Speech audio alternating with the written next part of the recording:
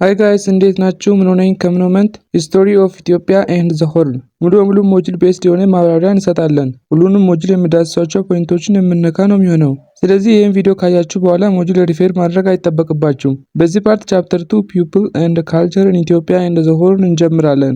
ከዚህ ጋር በአራት ፓርት ቻፕተሩን የምንጨርስ ነው የሚሆነው። እስከ ቪዲዮ መጨረሻው አብራችሁኝ ነው። አውትላይን 2.1 የሰው ልጅ ዝግመተ ለውጥና 2.2 የኒዮሊቲክ አብዮትን በዚህ ፓርት እናያለን። 2.3 እና 2.4ን በቀጣዮች ፓርቶች የምናይ ነው የሚሆነው። ኦኬ ወደ ዛሬው ፓርት ከመሄዳችን በፊት የሙሉ የቻፕተሩን መግቢያ ብናይ ይሻላል፣ አጠቃላይ ይዘቱን ለመረዳት። ብዙዎቻችን እንደምናውቀው የኢትዮጵያና የቀንዱ ቀጠና የሰው ልጅ መገኛ ተብሎ ይጠራል። በተጨማሪም ሃይማኖትን፣ የመሳሪያ አሰራርና የምግብ ምርትን ጨምሮ ጥንታዊ ስልጣኔዎች የታዩበት ክልል ነው። እነዚህ እድገቶች ለማህበራዊ ዝግመተ ለውጥ፣ ለኢኮኖሚያዊ አወቃቀሮችና ለማህበረ ባህላዊ ፖለቲካዊ ሁኔታዎች አስተዋጽኦ አድርገዋል። ይሄ ቻፕተር የሰውን ልጅ ዝግመተ ለውጥና የኒዮሊቲክ አብዮትን ይዳስሳል። ከዚያም የክልሉን ቋንቋዎች እና የህዝቡ አሰፋፈር ከባህላዊ ሁኔታዎች ጋር ይገልጻል። ዓላማው ክልሉ የተለያዩ ህዝቦች ባህሎች ማለትም ቋንቋዎች፣ ሃይማኖቶች፣ ወጎች ወዘተ እና የኢኮኖሚ እንቅስቃሴ መኖሪያ መሆኑን ማሳየት ነው። የቻፕተሩን ዓላማዎች ትንሽ እንይ። ብዙ ጊዜ ፈተናዎች በእነዚህ ቤዝ ያደርጋሉ። ካነበባችሁ በኋላ ቼክ ብታደርጉ ይመከራል። እንቀጥል። 1. ኢትዮጵያና ቀንዱ የሰው ልጅ መገኛ ለመሆናቸው ማስረጃዎችን መገምገም። 2. ኢትዮጵያና ቀንዱን ከኒዮሊቲክ አብዮት አንጻር መረዳት። 3. የኢትዮጵያና የቀንድ ህዝቦችን እና ቋንቋዎችን መለየት። 4. የኢትዮጵያና የቀንዱ ህዝቦች የሰፈራ ሁኔታዎችንና የኢኮኖሚ አወቃቀሮችን ማብራራት። አምስተኛውና የመጨረሻው በኢትዮጵያና በቀንዱ ስላለው ሃይማኖትና ሃይማኖታዊ ሂደቶች መወያየት። ኦኬ 2.1 ሂውመን ኢቮሉሽን የሰው ልጅ ዝግመተ ለውጥን የሚለውን እንይ። ስለ ሰው ልጅ አመጣጥ ሁለት የተለያዩ አመለካከቶች አሉ። ማለት የሰው ልጅ መነሻ የሚብራሩ ማለት ነው። አንደኛው የፍጥረት አስተሳሰብ ሲሆን ይህም ከተፈጥሮ በላይ የሆነ ኃይል ወይም እግዚአብሔር ግዑዝንና ህያውን ነገሮችን የሰው ልጅ ጨምሮ ሙሉ በሙሉ አካላዊ ቅርጽንና መዋቅርን ሰጥቶ ፈጥሯል የሚል ነው። በቀላሉ ሁሉ ነገር በፈጣሪ ተፈጥሯል የሚል ነው። ሌላኛው አመለካከት የዝግመተ ለውጥ እይታ ሲሆን ህያውንና ግዑዙን ነገሮች ከትናንሽ ፍጡራን በብዙ ሚሊዮን ዓመታት ውስጥ በቀስ በቀስ ለውጥ የመጡ ናቸው ይላሉ። ቀደምት የዝግመተ ለውጥ ተመራማሪው ቻርልስ ዳርዊን ከ1809 እስከ 1882 የነበረው ቲዮሪ ኦፍ ኢቮሉሽን ወይም ኦሪጂን ኦፍ ስፒሺስ ባይ ናቹራል ሴሌክሽን የተባለውን መጽሐፍ በ1859 እና ዲሰንት ኦፍ ማን የሚለውን መጽሐፍ በ1871 አሳትሟል። እነዚህ ለዚህ አመለካከት እንደ መሰረት ናቸው። እንደ ዝግመተ ለውጥ ተመራማሪዎች ገለጻ የሰው ልጅ ዝግመተ ለውጥ የተፈጥሮ ሂደትን ተከትሎ ከ4.5 ቢሊዮን ዓመታት በፊት ከተፈጠረችው የምድር ታሪክ ውስጥ ጥቂቱን ብቻ የሚሸፍን ነው ይሉታል። ማለት ምድር ከተፈጠረች ከብዙ ዓመት በኋላ የሰው ልጅ መጥቷል ነው የሚሉት። ይህችን ያዙ። ቢፎር ፕሬዘንት ወይም ቢፒ ማለት ከ1950 ጁን 1 ወደ ኋላ ይቆጥራል። ማለት በ1950 ቆማችሁ 4.5 ቢሊዮን ዓመት ነው የምትሉት ማለት ነው። ይህ ኮንቬንሽን ነው። ሰው ከዚህ በኋላ የምነግሯቸው ዓመታት ለየት አድርጌ ካልነገርኳችሁ በስተቀር ቢፎር ፕሬዘንት ናቸው። ወደ ሀሳብ ልመለስ። ቀደምቱ የታወቀ ህይወት ወደ መኖር የመጣው ከ3000 እስከ 1000 ሚሊዮን ዓመታት መካከል ነው። ብሉ ግሪን አልጌ፣ ትናንሽ እጽዋት፣ አሳዎች፣ ወፎች እና ሌሎች ትናንሽ እንስሳት ሜንሊ አከርካሪ ወይም የጀርባ አጥንት ያላቸው ከ800 ሚሊዮን ዓመታት በፊት አካባቢ ታዩ። በጊዜ ሂደት ከ200 እስከ 170 ሚሊዮን ዓመታት በፊት አካባቢ የመጀመሪያዎቹ ፕሪሚቲቭስ ከተርሰሪስ እና ከዋናው የእንግዴ ወይም ፕላሰንታል አጥቢ እንስሳት መስመር ተለይተው ወጡ። ማለት እንደ ሰው ልጅ ካሉት ነው የሰው ልጅ ፕላሰንታል መመር ይባላል። ቀስ በቀስ አንዳንድ ፕሪሚቶች ቅድም ከሰው ልጅ ተለዩ ያልናቸው እንደ ዝንጀሮ፣ ጦጣ፣ ጎሪላ፣ ቺምፓንዚ፣ ኦሮንግተን፣ ጊቦን እና የመሳሰሉት ወደ ፋንጉዳይ ሲያድጉ፣ ሌሎች ደግሞ ወደ ሆምዴይ ማለትም ወደ ሰው ልጅ ተለወጡ። ስለሆነም ሳይንቲስቶቹ የሰው ልጆች እና ዝንጀሮች መሰል እንስሳት የጋራ የዘር ግንድ እንዳላቸው ያረጋግጣሉ። ሳይንቲስቶች የምስራቅ አፍሪካ ስምጥ ሸለቆ የሰው ልጅ መገኛ አድርገው ይቆጥሩታል። እንዴት ያሉ ካሏችሁኝ ከታች ከምናያቸው ብዙ ግኝቶች በመነሳት ነው። ኦኬ እንቀጥል። ኮሮፍቲከስ የተባለው እና እድሜው 10 ሚሊዮን ዓመት የሆነ ቅሬታ አካል በ2007 ዓ.ም በሐረርጌ አንቸር ተገኝቷል።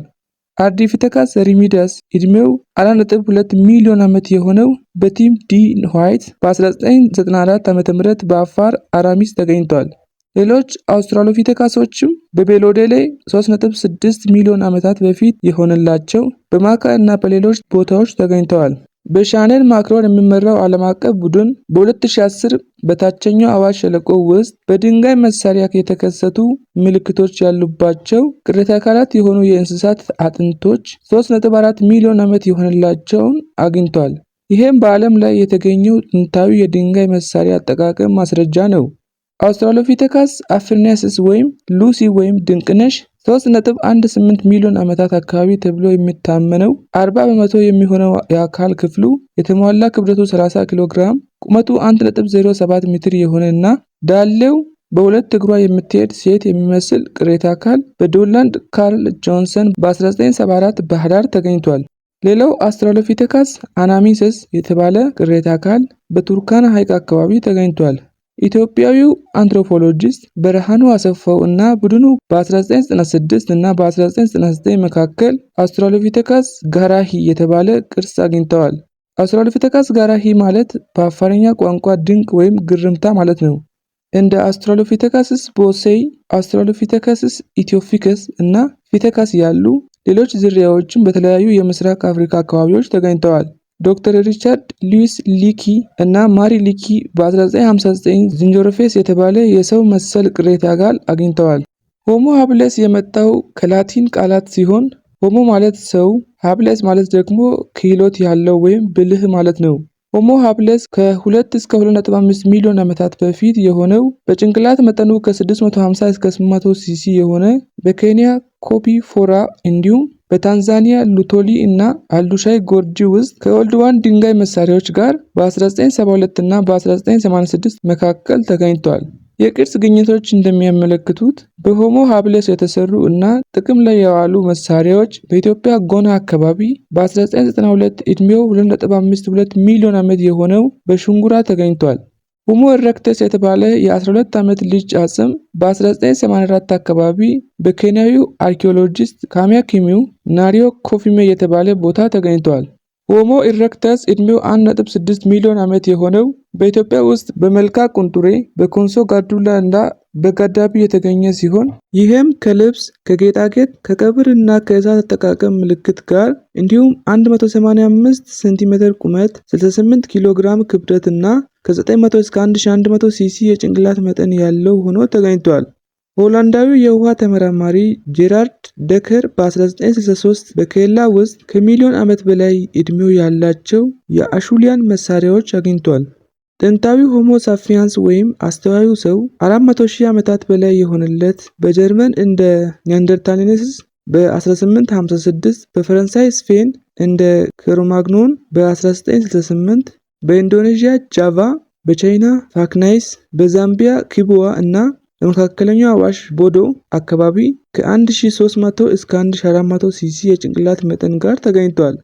የዘመናዊ ሆሞ ሳፒያንስ ቅሪተ አካላት 100,000 ዓመታት በላይ የሆነላቸው በድሬዳዋ አቅራቢያ ፓርክ ኤፊክ እና በታችኛው ኦሞ ኪቢሼ አካባቢ በ1967 በሊኬ ተገኝተዋል።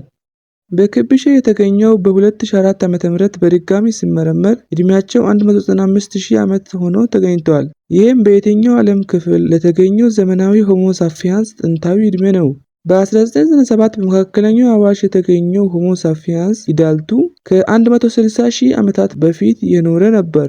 የድንጋይ መሳሪያዎች አጠቃቀም ዘመን በንዑስ ክፍሎች ይከፈላል። የመጀመሪያው ፊሎሌቲክ ወይም የቀድሞ የድንጋይ ዘመን ሲሆን እስከ 11,000 ዓመታት በፊት ያለውን ጊዜ ያጠቃልላል። ይሄ የሰው ልጅ በዋሻ ውስጥ መጠለያ በማድረግ ቋንቋን ያዳበረበት እንዲሁም ድንጋይና አጥንትን፣ እንጨትን፣ የቆዳ ውጤቶችን ለምግብና ለልብስ ዝግጅት የተጠቀመበት ዘመን ነበር። በዕድሜና በጾታ ላይ የተመሰረተ የሥራ ክፍፍል የነበረ ሲሆን ጠንካራ ወንዶች እንስሳትን ያድኑ ነበር፣ ሕፃናትና ሴቶች ደግሞ እጽዋትን ይሰበስቡ ነበር። በጊዜ ሂደት ማህበረሰቡ ከሴት ተኮር ወደ ወንድ ተኮር የአመራር ስርዓት ተለወጠ። በኢትዮጵያ ስምጥ ሸለቆ ውስጥ የሚገኘው የጋደሞታ የድንጋይ ዘመን ቦታ በአፍሪካ አህጉር ካሉ ጥንታዊ ቦታዎች አንዱ ሲሆን ዕድሜው 200,000 ዓመት ነው። በኢትዮጵያ ውስጥ እንደ ጎርጎራ፣ ኪኦኒ፣ ቲያ፣ ቱቶ፣ ፋላ እና ያበሎ እንዲሁም በሶማሊያ የሚገኘው ሚዲዲሽ እና ጉድጉድ በአፍሪካ ቀንድ ስለነበሩ የድንጋይ ዘመን ማህበረሰቦች ጠቃሚ መረጃ የሰጡ ስፍራዎች ናቸው። ሜሶሊቲክ ወይም የመካከለኛው የድንጋይ ዘመን ከ11000 እስከ 10000 ዓመት በፊት በድሮ ኒዮሊቲክ እና በአዲሱ ኒዮሊቲክ በድንጋይ ዘመን መካከል ያለ የሽግግር ወቅት ነበር። ኒዮሊቲክ ከ10000 እስከ 6000 ዓመታት በፊት የሰው ልጅ ጥቃቅን የድንጋይ መሳሪያዎችን የተጠቀመበት ጊዜ ነበር። ኦኬ 2.2 ኒዮሊቲክ ሪቮሉሽን የኒዮሊቲክ አብዮት በሰፊው በዚህ እናያለን። በኒዮሊቲክ ዘመን ከ10000 እስከ 6000 ዓመታት በፊት የሰው ልጅ ከመዘዋወር ህይወት ወደ ረጋ ያለ በአንድ ቦታ ወደ መቀመጥ ህይወት መለወጥ የጀመረበት ሲሆን ይሄም ከአደንና ከለቀማ ወደ እጽዋት ልማትና እንስሳት እርባታ የተደረገ ስር ነቀል ለውጥ ነበር። የዓለም ሙቀት መጨመር እና የአዳኝ ለቃሚዎች ቁጥር መብዛት ጥምረት የእንስሳት ቁጥር እንዲቀንስ እና እጽዋት በቀላሉ እንዳይገኙ አድርጓል።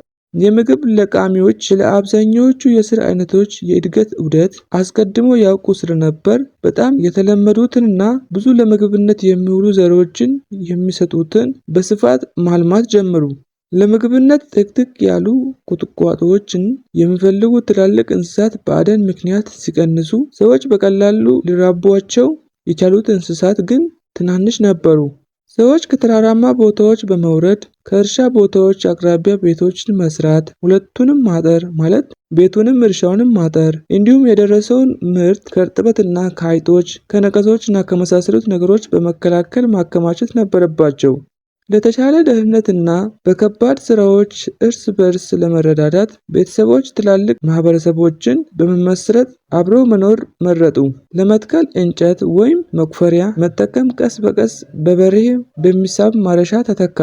ገበሬዎች ትርፍ ምርታቸውን እነዚህን ዕቃዎችን በማምረት ላይ ትኩረት ካደረጉና ልዩ ልዩ ሙያ ካላቸው የእጅ ጥበብ ባለሙያዎች ጋር ለተሻሉ መሳሪያዎችና ልብሶች ለመለወጥ ቻሉ። ማለት የእርሻ ምርትና የዕቃዎች ልውውጥ ተጀመረ። ቀስ በቀስ ደላሎች ወይም ነጋዴዎች የሁለቱንም ምርቶች በመግዛት ወደ ተወሰኑ ቦታዎች ወይም ገበያዎች በመውሰድ መሸጥ ጀመሩ። የእንስሳትና እጽዋት ልማት ሂደት በዓለም በተለያዩ ክፍሎች ራሱን ችሎ ተካሂዷል። ማለት ሁሉም ለራሱ የተመቻቸውን ነገር ማርባት እና የእርሻ ውጤቶችን ማልማት ጀመሩ። በዓለም በተለያዩ ክፍል ማለት ነው። በዛ ጊዜ በኢትዮጵያ እና በቀንዱ በተለያዩ ከፍታ ባላቸው እና እርጥበት ባላቸው አካባቢዎች ሰዎች ጤፍ፣ ዳጉሳ፣ ኑግ፣ እንሰት እና የመሳሰሉትን እጽዋትን ማልማት ጀመሩ።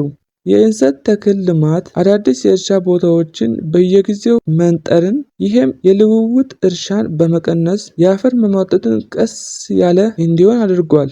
ብዙ የጦር ሰራዊት ክፍሎችን መደገፍ የነበረባቸው መንግስታት ፍላጎት እየጨመረ መምጣቱ ገበሬዎች እንደ ጤፍ ያሉ የጥራጥሬ ሰብሎች ብቻ እንዲያመርቱ አስገድዷቸዋል።